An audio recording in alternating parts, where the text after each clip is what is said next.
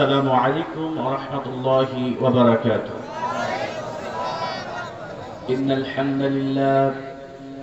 إن الحمد لله نحمده ونستعينه ونستغفره ونؤمن به ونتوكل عليه ونعوذ بالله من شرور أنفسنا ومن سيئات أعمالنا من يهده الله فلا مضل له ومن يضلل فلا هادي له أي فلن تجد له وليا مرشدا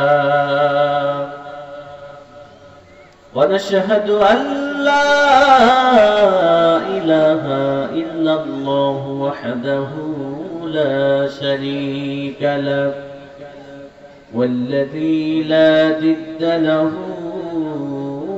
ولا ند له لا مثل له ولا مثيل له لا وزير له ولا كفيل له لا شبه له ولا شبيه له لا ولد له ولا والد له وهو الواحد الفرد الصمد لم يلد ولم يولد ولم يكن له كفوا أحد ونشهد أن سيدنا ونبينا وحبيبنا وبشيرنا ونذيرنا وطبيبنا وطبيب أرواحنا وحبيبنا وحبيب ربنا محمدا عبد الله ورسوله الذي أرسله بالحق بشيرا ونذيرا وداعيا إلى الله بإذنه وسراجا منيرا أما بعد فقد قال الله تعالى في كلامه المجيد والفرقانه الحميد সকলে আমার সঙ্গে জবান ছেড়ে দিয়ে পড়েন আউযু বিল্লাহি মিনাশ শাইতানির রাজীম বিসমিল্লাহির রাহমানির রাহিম ওয়াল আসরি ইন্নাল الإنسان لفي خسر إلا الذين آمنوا وعملوا الصالحات وتواصوا بالحق وتواصوا بالصبر إن الله وملائكته يصلون على النبي يا أيها الذين آمنوا صلوا عليه وسلموا تسليما اللهم صل على سيدنا مولانا محمد وعلى آل سيدنا তাহাজ্জুদের জায়নামাজে মরণ দিও প্রভু আমায় তাহাজ্জুদের যাই না মাঝে, মরণ দিও প্রভু আমায় ইকামতে দ্বীনের কাজে, কবুল করে নিও আমায় আল্লাহুম্মা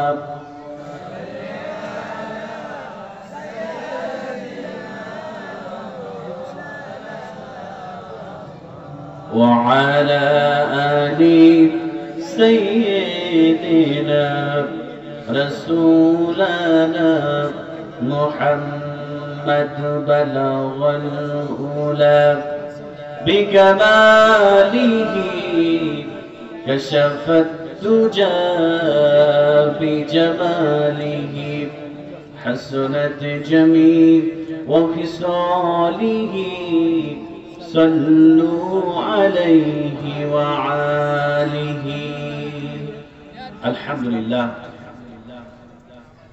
কুষ্টিয়া জেলার অন্তর্গত কুমারখালী কৃষ্ণপুর মণ্ডলপাড়া নতুন বালির মাঠ প্রাঙ্গণে আয়োজিত ঐতিহাসিক তাফসীরুল কোরআন মাহফিলে সম্মানিত সভাপতি সাহেব হযরত মাওলানা মুহাম্মদ আব্দুর রাজ্জাক সাহেব, আল্লাহ পাক যেন হুজুরের নেক হায়াতকে বৃদ্ধি করে দেন, আমরা সকলেই করে আল্লাহুম্মা আমিন।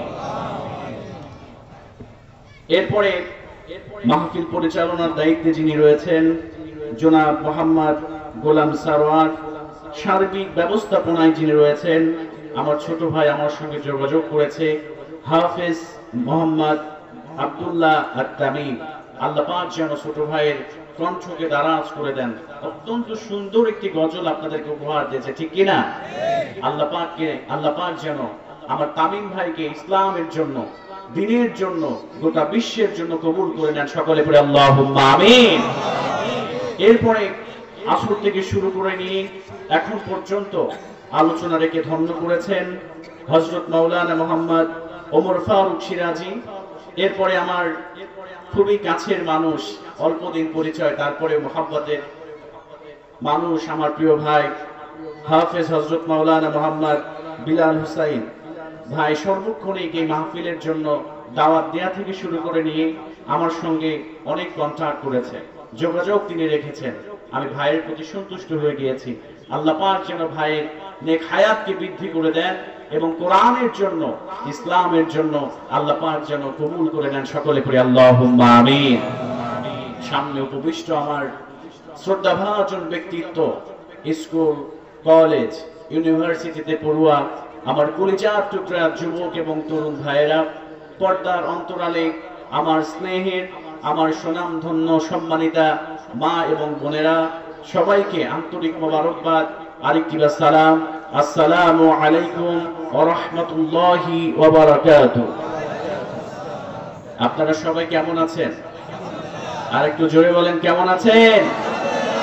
আলহামদুলিল্লাহ, আমাকেও আল্লাহ পাক ভালো রেখেছেন, সুস্থ রেখেছেন। আমাদেরকে সুস্থ রেখেছেন কে? আর একটা আওয়াজ দিয়ে বলেন, সুস্থ রেখেছেন কে? আল্লাহর নাম নিলে কি গুনাহ হয়? আমরা কি কোনো দলের স্লোগান দিচ্ছি? আমরা আল্লাহর নাম নিচ্ছি। আমাদের মনিব, আমাদের যিনি সৃষ্টি করেছেন, সে আল্লাহর নাম নিলে অন্তরের মধ্যে একটা প্রশান্তি আছে না নেই? সবাই একটু আওয়াজ দিয়ে বলেন তো, আমাদেরকে সুস্থ রেখেছেন কে? আমাদেরকে সুস্থতার মতো শ্রেষ্ঠ নিয়ামত দিয়ে এই জান্নাতের বাগানে এসে বসার তৌফিক দিয়েছেন কে? আমরা সকলেই সে আল্লাহর শুকরিয়া আদায় করছি। আমরা সকলে করে নিয়েছি কালিমাতুশ শুকুর, আলহামদুলিল্লাহ। আমরা প্রশংসা করলাম কার? আরেকটু জোরে বলেন, কার? প্রশংসা আদায় করলে নিয়ামত বাড়িয়ে দেন কে? আরেকটু জোরে বলেন, কে? এজন্য আল্লাহ পাক বলছেন, গোলাম শোনো, লা ইন শাকারতুম লাযিদান্নাকুম ওয়া লা ইন কাফারতুম ইন্না আযাবি লাশাদীদ। এই দুনিয়াতে যদি তুমি কোন চেয়ারম্যানের প্রশংসা করো, তাহলে ওই চেয়ারম্যানের ভোট বেড়ে যাবে, ঠিক কি না? কোন পীরের প্রশংসা যদি তুমি করো, ওই পীরের মুরিদের সংখ্যা বেড়ে যাবে। কিন্তু আসমান এবং জমিনের মালিক একজন আছেন, যিনার প্রশংসা করলে যে প্রশংসা করে তার লাভ। জোরে বলুন সুবহানাল্লাহ। আল্লাহ পাক বলছেন, বান্দা যত নিয়ামত দিয়েছি এই নিয়ামতের যদি শুকরিয়া তুমি আদায় করো, আমি তোমার জন্য আমার নিয়ামতকে বৃদ্ধি করে দেব। জোরে বলুন সুবহানাল্লাহ। আর যদি না শুকরিয়া করো, ওয়ালা ইন কাফারতুম ইন আযাবি লাশাদীদ, আর যদি আমার নিয়ামত পাওয়ার পরে অশুকরিয়া করো, না শুকরিয়া করো, তাহলে আমার আযাব তোমাদেরকে গ্রেফতার করে ফেলবে। জোরে বলুন নাউযুবিল্লাহ। এজন্য সব সময় আল্লাহর প্রশংসা করার দরকার আছে না নাই? আমরা সকালে প্রশংসা করব কার? বিকেলে প্রশংসা করব কার? রাতের বেলা প্রশংসা করব কার? আল্লাহর প্রশংসা আমাদেরকে সব সময় করতে হবে। এজন্য আরেকটি বার প্রাণ খুলে আমরা সকলে সবুজ স্বরে আমরা সকলে পড়ছি আলহামদুলিল্লাহ। আমরা সকলেই বিশ্ব নবীর উপরে সংক্ষিপ্ত দরুদ পাঠ করছি, অন্তরে সবটুকু ভালোবাসা উজাড় করে দিয়ে আমরা সকলে পড়ে নিচ্ছি সাল্লাল্লাহু আলাইহি ওয়াসাল্লাম। সম্মানিত উপস্থিতি, আমরা রূহের মাগফিরাত কামনা করছি। আল্লাহ পাক যেন এখানে আমরা যিনারা বসে আছি, আমাদের অনেকের জনম দুঃখিনী আম্মা জান এই দুনিয়া থেকে চির বিদায় নিয়ে চলে গিয়েছেন, ঠিক কিনা?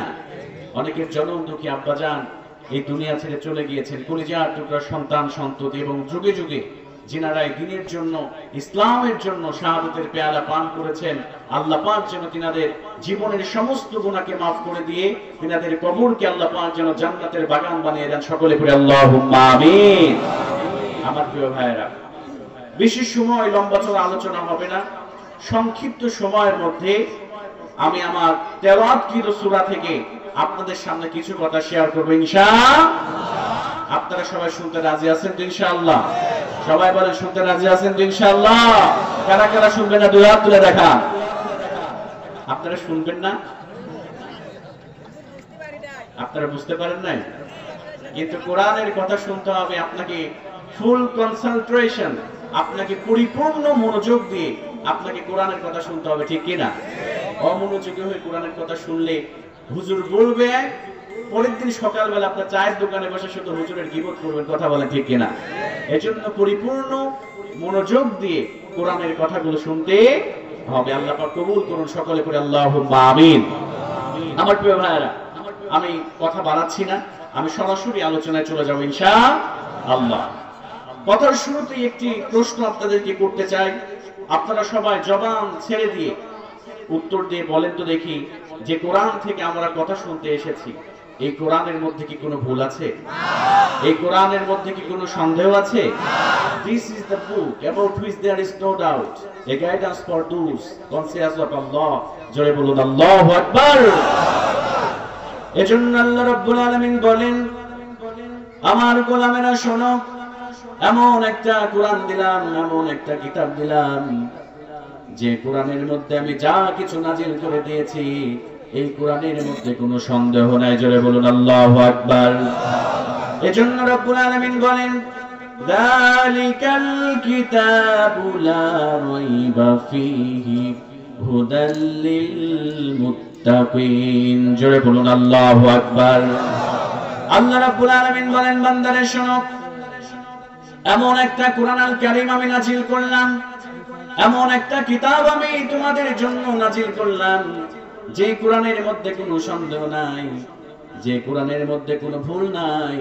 আর এই কোরআনটা হলো যারা মুত্তাকি হবে, যারা পরহেজগার হবে, তাদের জন্য আমি আল্লাহ হেদায়েতের জন্য নাজিল করে দিয়েছি। জোরে বলুন সুবহানাল্লাহ। এই যে কিতাব আমরা পেয়েছি, আমরা কি আল্লাহর কোরআন পেয়ে খুশি নাকি বেজার? আওয়াজ দিয়ে বলেন, খুশি নাকি বেজার? এই যে কিতাব আল্লাহ পাক দিয়েছেন, এই কিতাবটা হচ্ছে যারা ঈমানদার হবে, যারা মুমিন হবে, এই কিতাবটা হচ্ছে তাদের জন্য আল্লাহর পক্ষ থেকে রহমত। সুবহানাল্লাহ পড়বেন না? এই কথা কি আমার নাকি আল্লাহ পাক বলেছেন? আর একটা আওয়াজ দিয়ে বলেন, কে বলেছেন? এজন্য রব্বুল আলামিন বলেন, وَنُنَزِّلُ مِنَ الْقُرْآنِ مَا هُوَ شِفَاءٌ وَرَحْمَةٌ لِلْمُؤْمِنِينَ وَلَا يَزِيدُ الظَّالِمِينَ إِلَّا خَسَارًا। জোরে বলুন আল্লাহু আকবার। আল্লাহ বললেন, বান্দা শোনো, এমন একটা কোরআন নাজিল করলাম, এমন একটা কিতাব নাজিল করলাম, যে কিতাবের মধ্যে যা কিছু দিয়েছি, যারা মুমিন হবে, যারা ঈমানদার হবে, তাদের জন্য রোগের প্রতিষেধক এবং মুমিনদের জন্য আল্লাহর পক্ষ থেকে রহমত। জোরে বলুন সুবহানাল্লাহ। আল্লাহ বললেন বান্দারে শোনো, এই কোরআন আমি মুমিনদের জন্য রহমত করলাম। ওয়ালা ইয়াজিদুল যালিমিনা ইল্লা খাসারা, কিন্তু যারা জালিম হবে, যারা কাফির হবে, এই কোরআন তাদের জন্য ক্ষতি ছাড়া আর কিছুই বৃদ্ধি করে না। জোরে বলুন নাউযুবিল্লাহ। শুধু তাই নয়, আল্লাহ রাব্বুল আলামিন অন্য সূরার মধ্যে বললেন ওয়ানাজ্জালনা আলাইকাল কিতাবা তিবয়ানান লিকুল্লি শাই ওয়া হুদাও ওয়া রাহমাতাও ওয়া বুশরা লিল মুসলিমিন। জোরে বলুন আল্লাহু আকবার। আল্লাহ বললেন বান্দা শোনো, এমন একটা কোরআনুল কারীম আমি তোমাদের জন্য নাযিল করলাম। ওয়ানাজ্জালনা আলাইকাল কিতাবা তিবয়ানান লিকুল্লি শাই, এই কোরআনের মধ্যে তোমার ব্যক্তিগত জীবনের জন্য যা প্রয়োজন, তোমার সামাজিক জীবনের জন্য যা প্রয়োজন, তোমার রাষ্ট্রীয় জীবনের জন্য যা প্রয়োজন, তিবয়ানান লিকুল্লি শাই, সব কিছু দিয়ে আমি কোরআনুল কারীমের মধ্যে আমি এই কোরআনকে নাযিল করে দিয়েছি। জোরে বলুন সুবহানাল্লাহ। আমার প্রিয় ভাইরা, আল্লাহ বললেন শুধু তাই নয়, আমার গোলামেরা শোনো, এটা এমন একটি কিতাব, যারা মুসলমান হবে, যারা মুমিন হবে, এই কোরআনুল কারীমটা তাদের জন্য হেদায়েত, তাদের জন্য সুসংবাদ, আর এই কোরআনটা মুসলমানদের জন্য রহমত। জোরে বলুন সুবহানাল্লাহ। তাহলে এই যে রহমত আল্লাহ পাক দিয়েছেন, এই রহমত পেয়ে আমরা খুশি নাকি বেজার? আরেকটা আওয়াজ দিয়ে বলেন, খুশি নাকি বেজার? কিন্তু আফসোসের বিষয় হচ্ছে এই রহমত পাওয়ার পরেও আমাদের দেশে কিছু মুসলমান মার্কা মুনাফিক রয়েছে, যারা কোরআনের বিরুদ্ধে চারণ করে। কথা বলে ঠিক কিনা? ভুল বলেছি? মুসলমান নামের কিছু মুনাফিক রয়েছে, যারা আল্লাহর কোরআনের বিপক্ষে, আল্লাহর কোরআনের বিরুদ্ধে চারণ করে, আল্লাহর কোরআনের বিপক্ষে তারা আইন তৈরি করতে চায়। কথা বলে ঠিক কিনা? আপনারা রিসেন্ট আপনারা জেনেছেন বাংলাদেশে একটি যুবকদের চরিত্রকে নষ্ট করার জন্য বাংলাদেশে এক ধরনের চক্রান্ত চলছে। কথা বলে ঠিক কিনা? তারা আইন পাস করতে চায় যে বাংলাদেশে যদি কোনো যুবকের বয়স 21 বছর হয়, সবাই বলে তো কত বছর? 21 বছর যদি বয়স হয়, তাহলে তাকে মদ খাওয়ার জন্য পারমিট দেওয়া হবে। জোরে বলেন নাউযুবিল্লাহ। এমনি তো যুবকদের সঙ্গে পারা যায় না, ঠিক কিনা?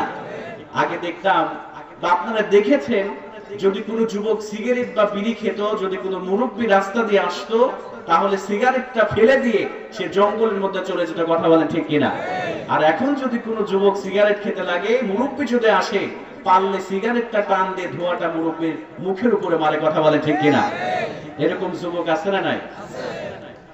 সেই দেশে সেই সময়ের মধ্যে তারা আজকে মদকে পারমিশন দিচ্ছে। 21 বছর হলে সে মদ খাওয়ার পারমিশন পাবে। এরপরে আরেকটি নিউজ তারা করলো, শুধু তাই নয়, যদি কোনো এলাকাতে 100 জন মদখোর যদি থাকে, যদি 100 জন পারমিটধারী মদখোর থাকে, তাহলে আপনি ইচ্ছা করলে চায়ের দোকানে আপনি মদের লাইসেন্স নিতে পারবেন। জোরে বলেন নাউযুবিল্লাহ। যুবকেরা এমনিই তো প্রেমে ছ্যাঁকা খেয়ে তারা সিগারেট, মাদক দ্রব্যের মধ্যে অ্যাডিক্টেড হয়ে যায়। কথা বলে ঠিক কিনা? এরকম যুবক আছে না নাই?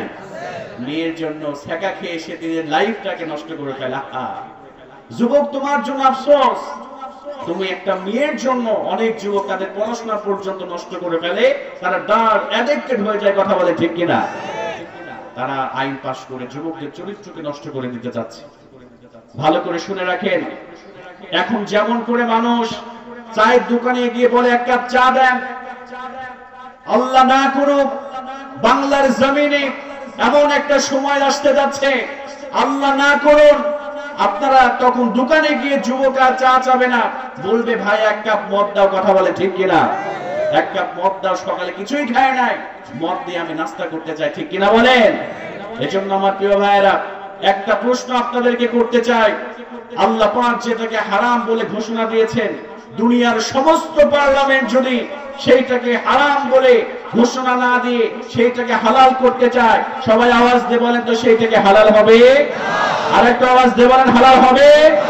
এজন্য আমি স্পষ্ট ভাষায় বলে দিতে চাই, যারা বাংলাদেশের যুবকদেরকে চরিত্র নষ্ট করতে চাচ্ছে, যারা বাংলাদেশের মডেল লাইসেন্সকে যারা পারমিশন দিতে চাচ্ছে, মাননীয় প্রধানমন্ত্রীকে আহ্বান করব তাদেরকে চিহ্নিত করে বাংলার জমিনে দৃষ্টান্তমূলক শাস্তির ব্যবস্থা করতে হবে। কথা বলে ঠিক কিনা? আমার প্রিয় ভাইয়েরা, বাংলাদেশের তাওহীদি মুসলমান মদের পক্ষে আইন পাশ হোক, এটাকে আপনারা চান? সবাই বলেন আপনারা চান? কারা কারা চান না? দুআ তুলে আল্লাহকে দেখা, লিল্লাহি তাকবীর। হাত নামান, আল্লাহ পাক কবুল করুন। সকলে পড়ে আল্লাহুম্মা আমিন। আমাদের জীবন চলে গেলেও আমরা আল্লাহর কোরআনের পক্ষে থাকতে রাজি আছি না নাই? আওয়াজ দিয়ে বলেন রাজি আছি না নাই?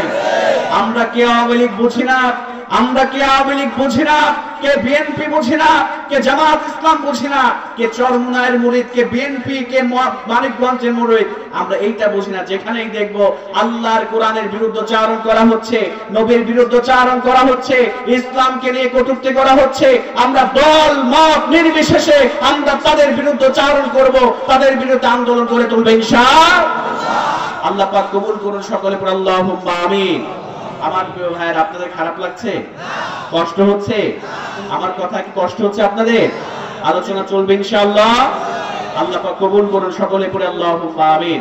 এজন্য প্রিয় ভাইয়েরা, আমরা এই কোরআন থেকে কিছু কথা শুনবো ইনশাআল্লাহ। এরপরে আমরা আমাদের ব্যক্তিগত জীবন থেকে শুরু করে নিয়ে আমাদের রাষ্ট্রীয় জীবন পর্যন্ত এই কোরআনের কথাগুলো আমরা মেনে নেব ইনশাআল্লাহ। চলেন আমরা সামনের দিকে চলে যাই, রাত গভীর হয়ে যাবে।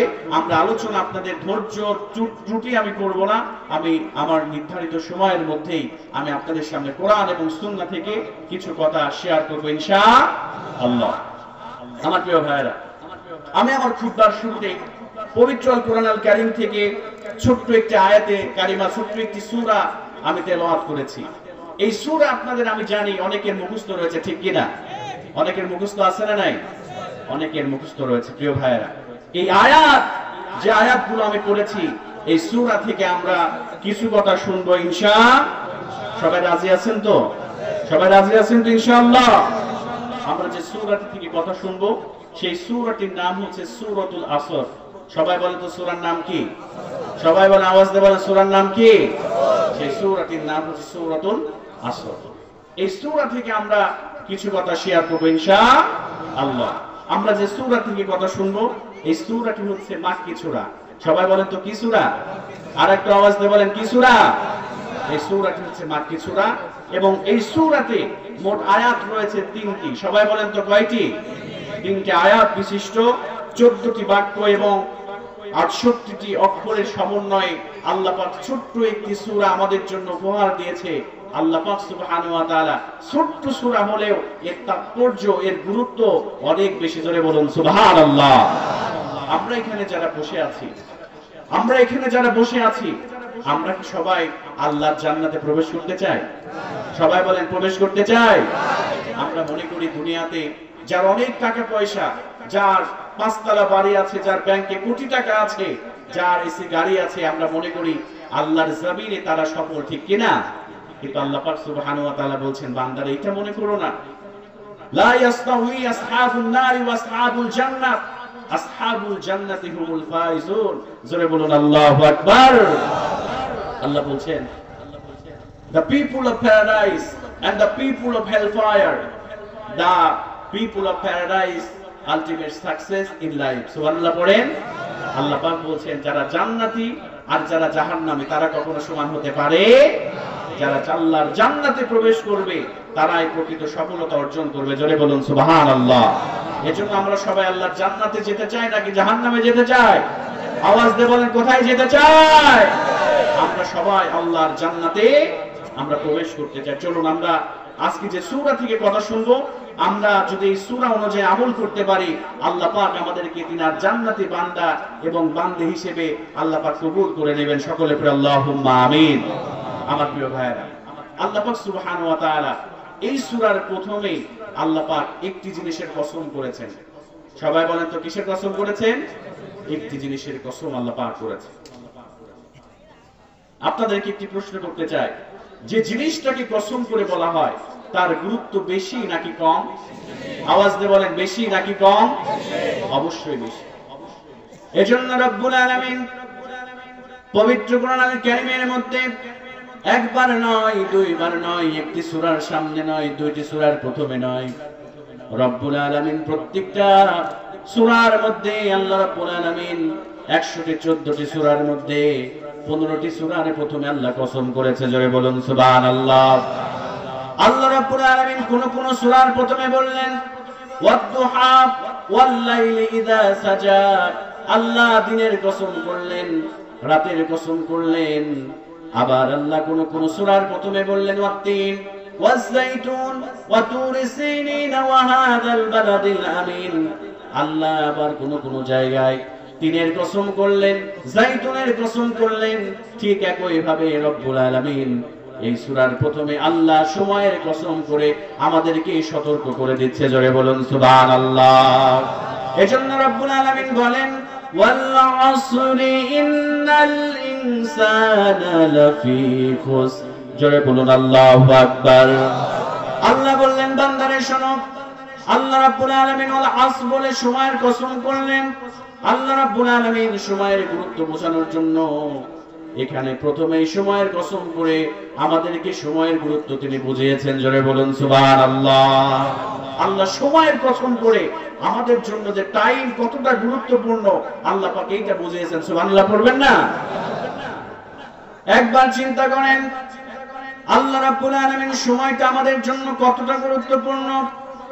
একজন মানুষ এই সময়কে ব্যবহার করে আল্লাহর জান্নাতি বান্দা হয়ে যাবে, আবার আরেকজন মানুষ এই সময়ের অপব্যবহার করার কারণে আল্লাহর জাহান্নামী বান্দায় পরিণত হয়ে যাবে। কথা বলেন ঠিক কিনা? আল্লাহর কোন বান্দা যদি সময়কে কাজে লাগিয়ে সে যদি নামাজ পড়ে, আল্লাহর এই সময়কে কাজে লাগিয়ে নেক আমল করে, ভালো ভালো কাজ করে, রব্বুল আলামিন তাকে এই সময়ের সঠিক ব্যবহার করার কারণে আল্লাহ তাকে জান্নাতি বান্দা হিসেবে কবুল করবে। জোরে বলুন সুবহানাল্লাহ। নিত্য নতুন ওয়াজ, কেরাত ও ইসলামী সঙ্গীত পেতে আমাদের চ্যানেলটি সাবস্ক্রাইব করে সাথে থাকুন।